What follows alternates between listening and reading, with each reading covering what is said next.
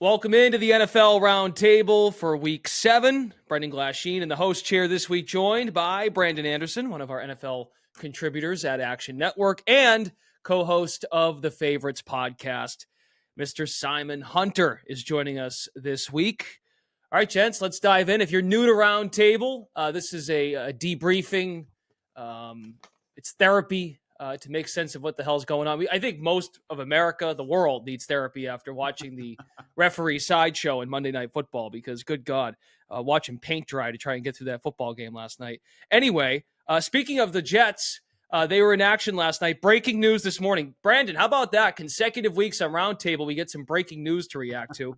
Davante Adams, Brandon Anderson, traded to the New York Jets for a conditional third-round pick, so Vegas does cut bait. Schefter had the report last week. They might not get something done.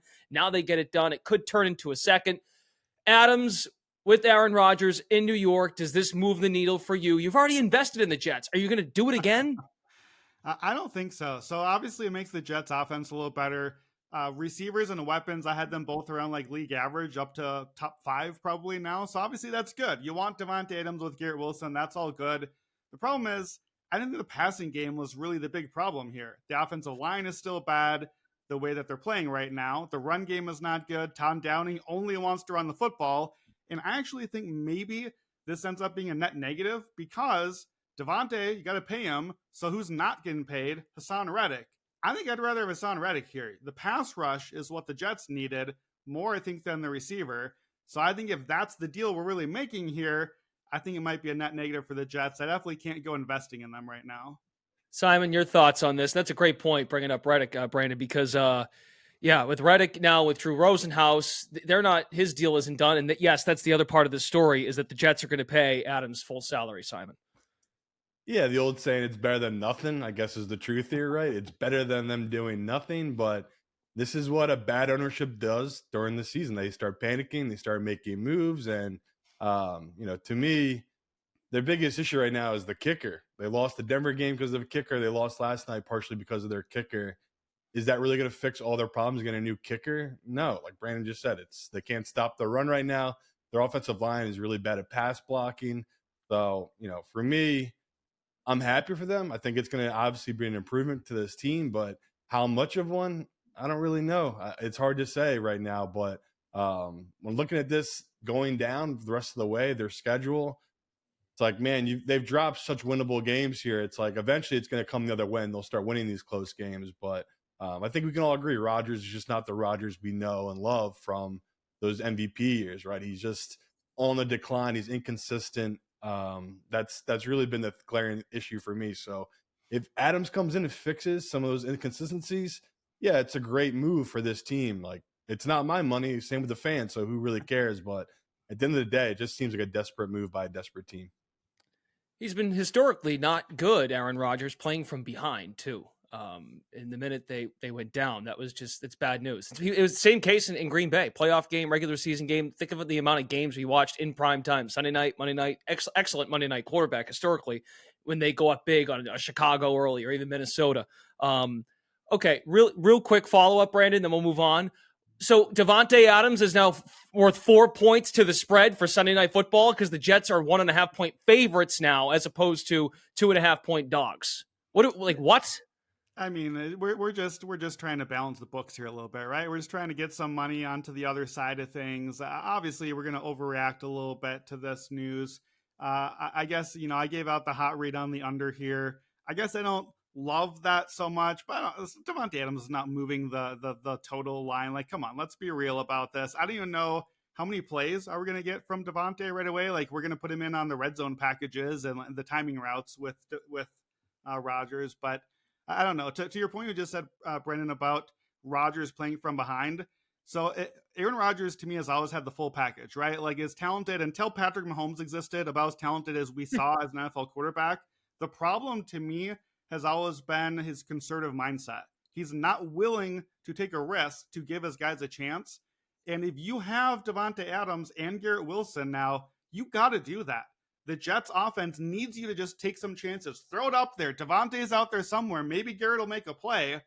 I almost would rather look at a Baker Mayfield or a Jameis sort of mindset. Just YOLO, give my guys a chance. Rodgers, I think, playing from behind when he just tries to throw the ball away, keep it moving. That's not the way you come back from behind in the NFL, certainly not in the modern era. Okay, so there's your Aaron And just Rodgers. real quick, a little birdie told me it might be Russell Wilson this week, so that might be why that line's moved so much. Oh, Yeah. a little more breaking news here on Roundtable from Simon Hunter of the Favorites podcast. Thank you very much. Okay, and yeah, the total's only shot up 1 point from 37.5 to 38.5. Simon, I'll kick it to you for. So let's go into the normal first question we'll normally do with the breaking news on Adams. What to hit that first? Just your biggest takeaway from Week 6. Biggest takeaway, man, I'm still impressed about these rookie QBs. Like, even though Bo Nix had a bad game, at the end of the game, his team was pretty much back into that game while being down, at one point more than double digits. I couldn't believe that Bo Nix and that Denver team got back in that game. And same with Washington. I thought Washington was going to get rolled. It just, that line was fishy all week last week with the Ravens. I eventually took the Commanders because it was like, okay, this is +7. At what point does this line move too much? And ended up just being a push, and it was a lucky push because they kicked a field goal at the end of the game. But really impressed by Daniels back-to-back, multiple weeks now of him being really smart, moving his feet well in the pocket.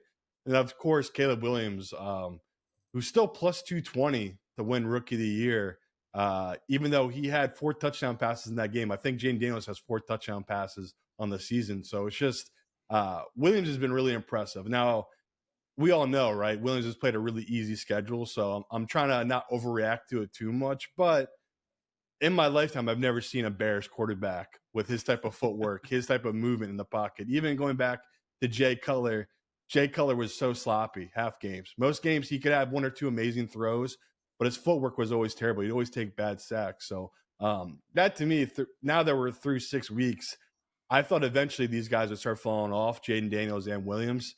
They're still playing really well. So they're going to eventually. They'll hit that rookie wall. All quarterbacks do in their rookie year. The only one we saw that didn't was CJ, and we never seen anything like that, what we saw last year with CJ. So just really impressed right now with these rookie quarterbacks. And we'll see what we get with Drake May moving forward here. But in his first game, he looked like a quarterback making his first start in the league. Brandon Anderson, one of our co-hosts of the Sunday night recap episodes, and we had a chance to chat not too long ago. Anything that you've been able to break down and now sink your teeth into since Sunday night? Yeah, I think just the favorites dominating like we talked about in Week 6, that was a big switch from a lot of underdogs so far this season. And then to me, the biggest takeaway is something that we're going to dig into a little bit more in one of our questions coming up. I thought Aiden Hutchinson injury. I thought to me that was the biggest title moving needle. So we'll get into that later, but tough loss to lose him in a game that they were literally toying with the Cowboys. They did not take Dallas seriously at all. They're putting out Dan Skipper. They're running passes screenplay to Penei Sewell. They're treating them like a plaything. And then unfortunately you get that injury near the end. And I think that's going to play a big role in the NFC looking forward. Yeah, stay tuned for Defensive Player of the Year looks later on in the roundtable discussion. So to Brandon's point, this week was for the favorites. Road faves 9-0. Best since the merger per Evan Abrams, our director of research, over the last 4 seasons. Favorites are now 67, 49-1 against the number. In weeks 5 and 6, that's 58%. But they have a losing record every other week from week 1 through week 11 with a combined 44% ATS. Simon, is the market overcorrecting for early season results in weeks 5 and 6, or what's happening here? I think eventually the books are going to get caught, but even when I talk to bookmakers, they can't believe this past weekend. I mean, every game that could have gone wrong for them basically did. It was one of the worst weekends, I'm assuming, to them since it's become legalized in America, right? Any bookmaker I talk to just got killed because everyone parlays and teases those teams, right? Everyone just loves taking these favorites, especially when they're short favorites, right? It wasn't like they were big numbers. A lot of these were -3.5, -4. It started with the early games, but even last night, right? That was a huge win for the public once again. So yeah, I think Evan even put it out there. It's never happened before. Road favorites went 9-0 against the spread, and as a bettor, I know it's going to come back around. So obviously, I'm going to start getting value this upcoming week on a lot of these home dogs. But we knew the public was eventually going to have a good week. It's just the way it is. Did I think it was going to be like that? No. And that was so tough where it's like in our contest, me and Chad, we really needed a winning week. And I tried to force in as many favorites as I could, but we just historically like betting dogs, and we got burned by these home dogs this past week. Yeah, Evan notes road favorites 9-0 straight up and against the number in week 6, 12-0 straight up and against the spread over the last 2 weeks. So that's mind blowing. Even when we discuss teasers, that one of the rules of thumb, don't tease through 0. That's working for people if they've been doing that, teasing through 0, and they really haven't had to, I guess, in that sense. Brandon, your reaction to weeks 5 and 6 being really good for favorites. Yeah, so it's really interesting. If you look at the last 4 years in the Bet Labs data here, so week 1 and 2 are very heavy underdog weeks, like the biggest of the season. I think we kind of know that too. You always come out, we don't know about the teams. Everyone's overconfident on what they thought before the season, bet the underdogs early. Then weeks 3 through 6, it starts to move toward the favorites a little more each week. And week 6 has been the peak, 63% against the spread the last 4 years. Then it hits that, the favorites have their week. I think this week was an outlier even there. And then back to the dogs, week 7 through 10, we just go right back that direction. So a little theory, maybe. We know that preseason's kind of out now, right? So we're getting some preseason September football from a lot of these teams. We're seeing a lot of these good teams kind of round into form a month into the season. So this is a little bit them rounding into form 3, 4, 5 weeks in. Now we hit that. And then the other thing too, we know home field advantage is not what it has been in the NFL. I think the fact that all these favorites were on the road probably helped the favorites this week as far as covering spreads, because you get all these -3, 3.5 spreads, rather than at home, do the home flip and suddenly they're over a touchdown. They're probably not covering the spread anymore because home field's probably not swinging it that much. So I think a little bit of luck in play, but I do think there's something to remember here next year that, okay, week 1 and 2, back to the underdogs. But don't forget, the favorites do kind of slide back a little bit before we move back the other direction. Okay, good stuff. I'll kick it to the Minnesota Vikings fan himself for this next one first. The NFC North teams rank 1 through 4 in the NFL in point differential. Minnesota plus 63, Detroit plus 60, the Bears, winners of 3 in a row, plus 47, and then the Packers at plus 41. Right now, 3 of those 4 are playoff teams. Minnesota 1, Detroit would be the 5 because they're not the division winner. And then Green Bay would squeeze in that last playoff spot right now as the 7 seed. Again, we're doing that chatter very early, but work with me here. Also, those 4 teams lead in against the spread differential. Brandon Anderson, over or under 3 NFC North playoff teams? There are 3 in as of today. There are 3 in. I can't pick the push here, which I think is the most likely scenario. So if I have to go over/under, I'm going to take the under. I think over, getting all 4 in, that's everybody. That's all the wild card spots in the NFC. And the problem is the NFC is surprisingly good right now. We've got Atlanta and Tampa both contending in their division. We've got Seattle and San Fran both contending in their division. We've got Philly and Dallas maybe in the wild card mix now unexpectedly if Washington stays in the mix or vice versa. I don't think Chicago is really a strong threat here. We talked about this on Sunday night. I wanted to fade them with their win total. It's only 8.5. Book sniffed this one out already. They know all 4 Bears wins are against 1-win teams right now. So I'm not really taking that as a serious threat yet, given the mix. But there's still 3 others. Given the odds, given how NFL goes, the Hutchinson injury, the Packers are hot and cold. You never know with my Vikings. I have to go with the under here and just bet on someone else in the NFC coming through. Simon, how about you with the NFC North? Yeah, I think you nailed it. Like, we bet on regression. This is a division ripe for regression right now. I mean, the Vikings 5-0 against the spread. The Bears 5-1 against the spread. And then Green Bay, with a backup quarterback playing 2 games, they're still 4-2 this year against the spread. And we know Detroit's been a juggernaut, right? 4-2 against the spread. So just as a bettor, I expect regression. And the biggest one's got to be the Bears. I mean, they have not faced a true tough defense in 3-4 weeks.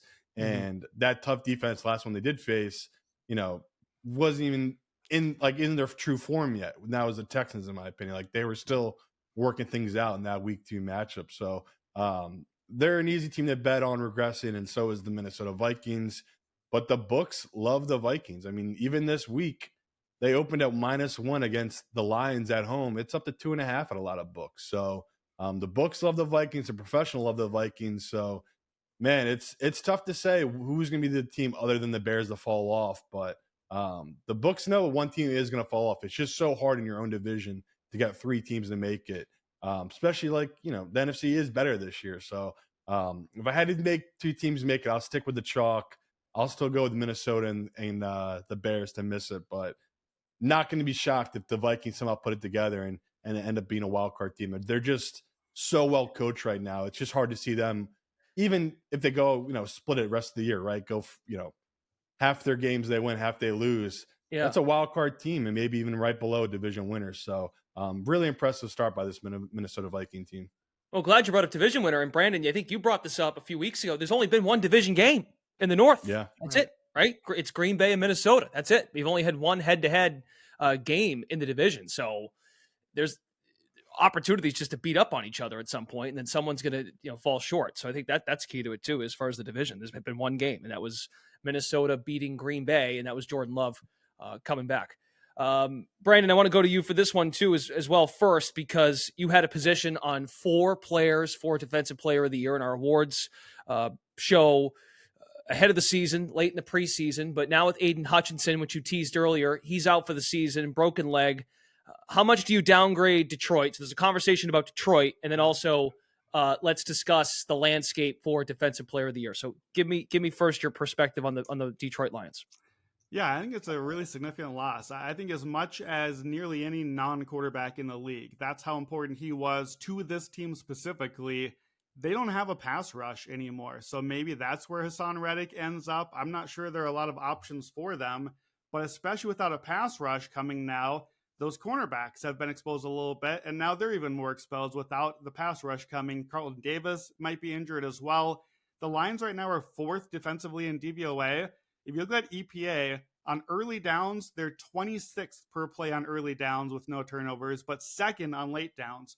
That is the numbers of a defense that's getting lucky with the big stop late, coming up with a turnover when they need it. That's great. You get the win so far, but usually that sort of stuff evens out. The early down stuff is a little bit more meaningful long term. So I'm a little worried.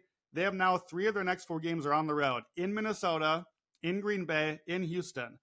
That's not the time of the season that I want to be dealing with. Okay, I got a new sort of look defense. What are we doing here? I'm not ready to bury the Lions, certainly. They, to me, dropped from like a clear Super Bowl contender group in the top 4 to let's hope we make the playoffs and win a game, and we'll see from there. Like, that's how significant this is to me. As far as Defensive Player of the Year, we moved TJ Watt straight into like a 50-50 favorite here. That's crazy to me. We got a lot of football to play still. I certainly would not be bad. I'd be happy. He's one of my guys in my position, but Sure. I can't tell you to bet that right now at 50-50, basically. I don't love a name down the board here. I'm going to dig further down, go back to one of my other 4 guys. Micah Parsons is 50-1. He only has 1 sack so far. They're on bye week. Hopefully gets healthy out of the bye week. We know he puts up sacks in bunches, so he can close the gap in a hurry. Couple 2-3 sack games, get hot late. The Cowboys make a run. We know how I was being the conversation. 50-1 is just too long for a guy that good. Like, is as impactful as any defender if he's healthy, if they kind of figure things out. Probably not, but that's why it's 50-1. Okay. Yeah, I mean, Dexter Lawrence, I thought, was the best player in the game, in the Sunday night game. Outside of Joe Burrow's 50-yard touchdown run, that was awesome. But Dexter Lawrence, Brian Burns, those edge guys were good for the Giants. And I know the Giants don't play many primetime spots. Still wrapping my head around the fact that was the Sunday night game. But they do get Pittsburgh Monday night. So, Simon, same question to you first. Weigh in on Detroit, just what you make of them without Hutchinson, and then any Defensive Player of the Year angle. Yeah, devastating. I mean, this could be something we turn to at the end of the year, and there's a reason why they might have not won this division, right? This could be the reason Green Bay or the Minnesota Vikings steal this division, because it is that big of a loss. This guy was playing as a top 3 the end, and like we talk all the time in football, those are the unicorns. Like, it goes quarterback and then the DN, right? That's the top of the draft usually. It's the guys that can change your whole identity. And we saw that even the other day with Nick Bosa just took over that game against Seattle. It's like at the end of the game, you have these guys that once teams have to be in the pass, they can just beat the one-on-ones and it's over. Like, it's just so hard to have these kind of guys pop up. So such a negative view on Detroit. I had them rated number 1. My power rating is definitely going to drop them down to 2 or 3. it's probably going to be even more so come playoff time when games are just so tight and a guy like that makes such a major difference. So for me, if I'm going to go now for futures market for defensive player, I've loved him all year coming into the year. It's Fred Warner. I still love the value at him. There's a couple books right now. He's 15-1, 16-1. I'd still make that bet. Like the 49ers feel like they're starting to turn around. They could easily be a divisional winner. He is viewed by most the best linebacker in football. We like to give awards to guys who've been around a long time and they've done it at a high level for a long time. He's something that really fits that description. So I totally agree. TJ Watt right now is plus 120, plus 130.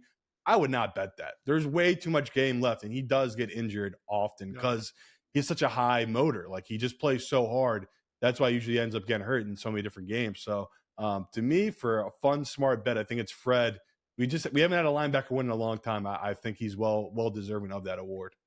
Yeah, for clarity, Brandon's got Watt, Bosa, Garrett, and Parsons. Watt plus 850, his longest shot play, and then Bosa down to 18-1 now. Got him at 10-1 at the time. Yeah, Shane Waldron, OC in Chicago, Matt LaFleur, Kevin O'Connell. They're also thrilled about this too, especially O'Connell and LaFleur from an offensive standpoint. Offensive minds don't have to worry about Aiden Hutchinson the rest of the way. And 2 meetings for each of those teams going forward. Okay, so there you go. There's your NFC North breakdown. Let's go to the MVP race. It still feels wide open. Patrick Mahomes, the favorite, plus 300. Lamar Jackson, CJ Stroud, they file in next at plus 550. Brandon, would you rather bet Mahomes, Lamar, Stroud, or the field? No more Derek Carr talk, obviously. No more Derek Carr talk. You could throw him in either side of this. It doesn't matter. I surprised myself here.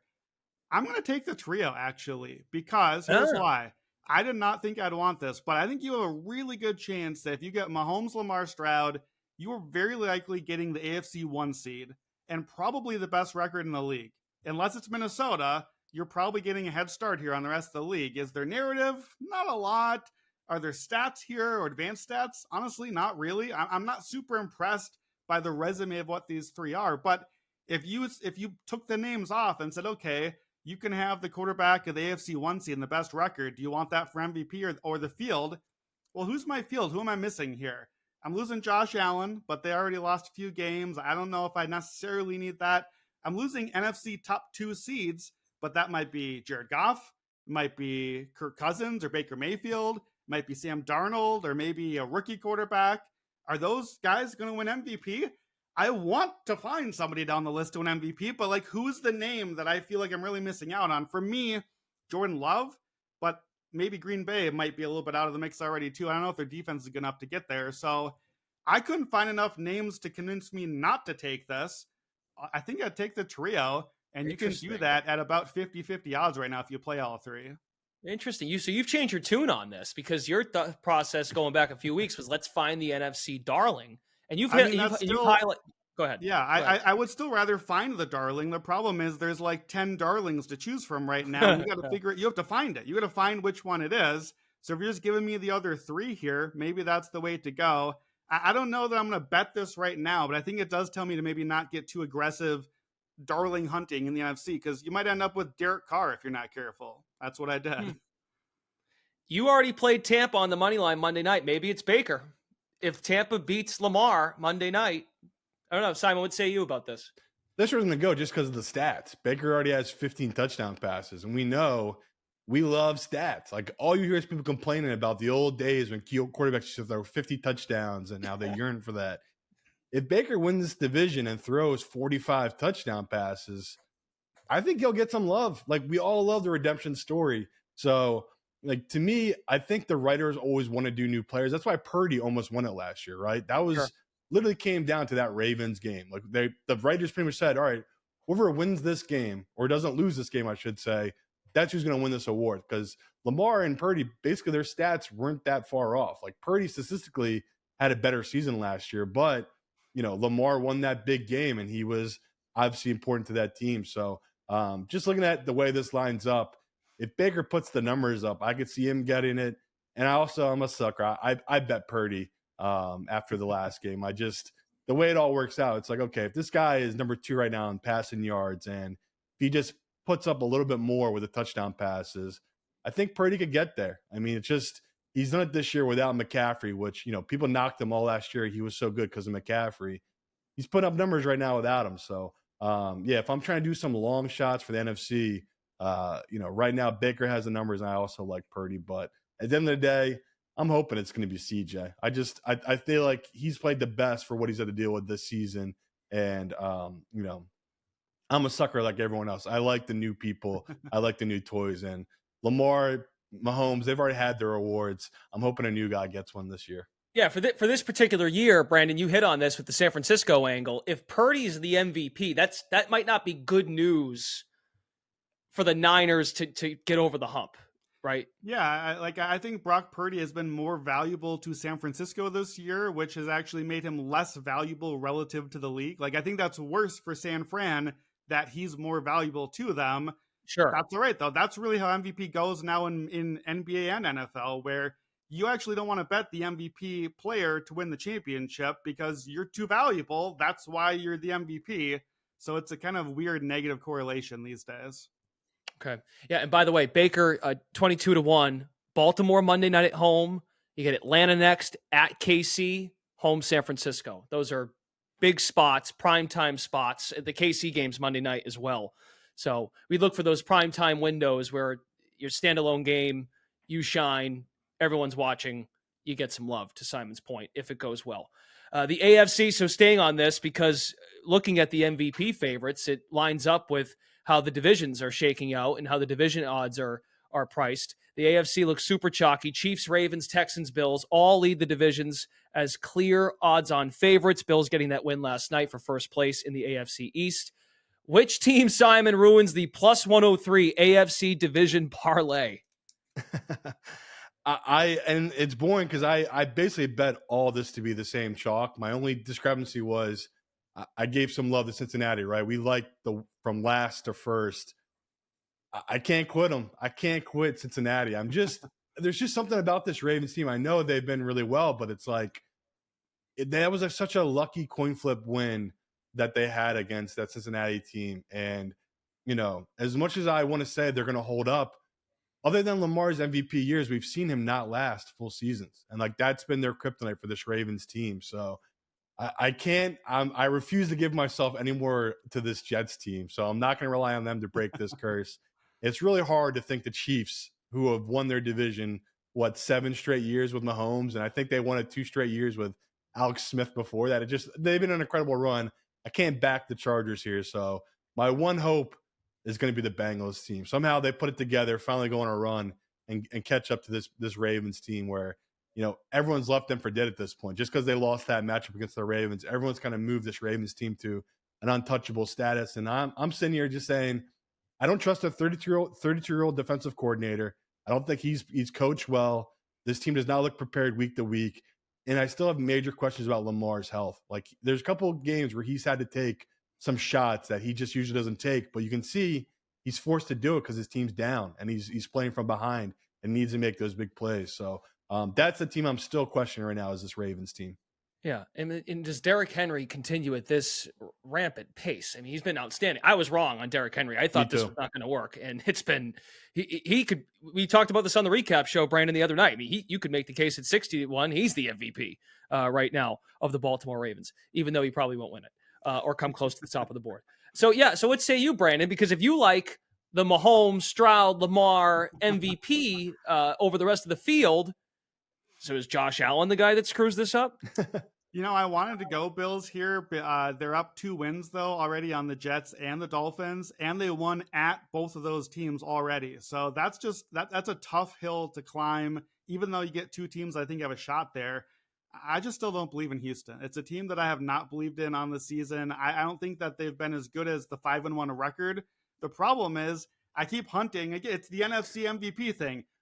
Somebody has to beat them in the division. And I don't know who it is. I don't really love the Colts. I wanted to be the Titans. I like the Titans defense, but Will Levis ain't the guy. Maybe Mason Rudolph, but they're 1-5 right now. I don't know who it is. Houston's division odds. If you gave me a no, I'd probably be betting that right now, but we don't get that. We get a lot of these one-sided markets. So I guess in this question, I get the no, I'll take Houston, but I don't know who it could be in that division. Okay, we'll take it home real quick. We'll do NFC as well. Anything but chalk right now. Teams like the Commanders, the Vikings, as we've highlighted, Tampa with Baker, Seattle. We haven't done much Seattle discussion. Those teams, those four are all at least tied for their division's lead. Simon, which team's futures of those four would you buy now? It's got to be the Commanders. I mean, everything is so negative with Philadelphia, with the Cowboys. I mean, the Giants obviously are left for dead at this point, but the Commanders, they have a stretch coming up here where they need to basically win a bunch of these games. Like, this is kind of the easiest part of the Commanders' schedule. And we're going to learn a lot if Jaden Daniels' first couple of weeks were a fluke, or if he is this 27, 26-year-old quarterback who's incredibly accurate and smart and plays well above his pedigree in this league. Like, he's just coming, he looks like this really old, mature quarterback, and it's because he played whatever it was, 250 games in college. Like, he was just in college forever. He's just been so prepared since he's come to the league. I'm really excited for them and what they've done offensively and even defensively. Like, I thought they were going to be one of the worst defenses in football, and they've somehow put it together.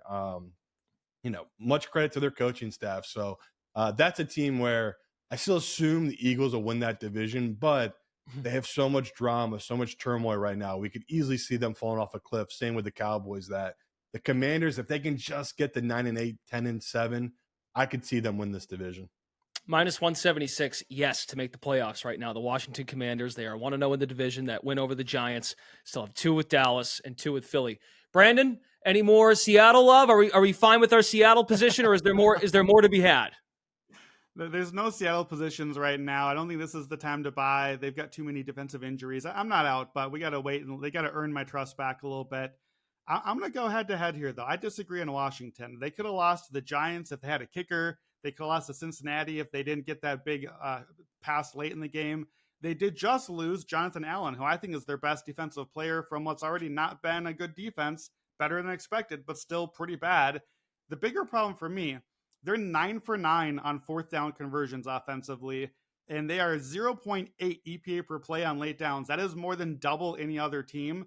That screams outlier to me and regression, where when the offense comes back to earth a little bit, and this is not just like, oh, we tush push and converted a fourth down. This is, oh, we threw a 40-yard touchdown on fourth down and changed the game and won because of it. When that stuff goes away, because that's how football works, is there going to be enough? Is there enough from a rookie quarterback? Is there enough from the defense? I can't fade totally because I don't love Philly and Dallas right now, so I don't blame you from that part of the angle, but I do think Washington, especially with our guy Cliff Kingsbury second half, we know what direction that probably goes. My pick here surprised me as I dig into this. So I did an NFC power rankings. You can read that at Action Network. I'm on the Bucs. I think the Bucs are the team to buy in right now. I think they're the team with the best futures. Tampa Bay is the only team in the NFL top 11 in run and pass, offense and defense by DVOA. The only team out of the entire NFL that's that balanced that doesn't really have a weak spot right now. Vita Vea there, they know the run defense is good. Pass defense, they got the safeties back and healthy. Todd Bowles' defense is going to be good. Now they can run the football. They didn't even do that with Tom Brady around. Like, they haven't run the ball in Tampa for years. They put up 600 yards in the Saints, 51 points. They put up 30, 33, and 37 on Philly, Washington, and Atlanta. Those are playoff teams right now that the Bucs are dropping 30-plus points on. The Liam Cohen offense, I think, has been really good. You mentioned the Baker MVP. I had that in the article. I think he's the new darling long shot in the NFC. Right. So I that's the long shot way to go. I already am in on Bucs money line Monday night. The post-hurricane return to Tampa, stop the Baltimore run a little bit, pass on them against that defense, like you said, Simon. I think Tampa is live there, plus 180 on the money line, or the number you can get. The division and playoff odds, I think, are the way to go here. Division odds, plus 185. FTN has them at 44%, so that's a really good bargain for your buck there. And they have them at 75% playoffs. That should be minus 300. They're around minus 130, so not too far from a coin flip there. And the Saints are really out now. Panthers Island dead and gone. Like, that's done. So even if the Bucs regress some, you just need the Falcons to fall off a little bit, and that's another path where the Bucs win the division, get to the playoffs anyway. So I think they're the way to go. If you want the long shot, I think rather than the Baker MVP narrative, I think the Bucs have a real chance to be like the 1 or the 2 seed. If this goes well and the NFC is pretty open, I have them around 9% to win the NFC. They're 22-1 right now, behind Chicago, behind Washington, Philly, Dallas, behind teams that I think their odds are wrong and too aggressive. That leaves some value late. I don't think Tampa's going to win the NFC. I just don't think they're 22-1 bad to win the NFC. So I think this is the team to sprinkle a long shot. The NFC seems open to me. I don't think we know who is in the NFC with the Hutchinson injury, with the Niners 3 losses already. This is the time to find that NFC sleeper if you know who it is, or to at least take your shot at it. Hopefully you don't pick the Saints like I did a couple weeks ago. All right. Interesting. I mean, interesting that the Bucs conference odds are the same as Baker's MVP odds. That's an interesting way. Again, reminder, they got Baltimore Monday night. They have to play Atlanta again, who they matched up at a shootout in Thursday Night Football. So they got to get that game to go to 1-1 against Atlanta. 0-2 there. That could be troublesome. At KC Monday night, and then San Francisco at home heading into the bye. And my last thought, reacting to what you just said, I think we have to just cut you off from now on saying Panthers Island. Like you can't even say the phrase anymore. I'm falling on the sword over here. I'm taking credit. We can't get every worst to first division winner. So I made a bad call on this one. Panthers Island is dead and gone. It's done. We're happy to bet against them now. Washington first half points. Take that this week instead. Simon Hunter of the Favorites Pod, thanks for being here. This is good stuff. Thanks, guys. All right, Simon Hunter, catch him with Chad Millman on the Favorites Podcast, and the master of the Undertaker gif, Brandon Anderson, also our NFL contributor here at Action Network. He'll be back for Friday morning, first thing, for NFL Best Bets here on the Action Network Podcast. That concludes NFL Roundtable Week 7. Next up, Chris Raybon and Stuckey with the Week 7 betting preview, including their Sunday six-pack, which drops on Thursday morning, so be on the lookout for that. Brendan Glasheen signing off here on the Action Network Podcast. Thanks for tuning in.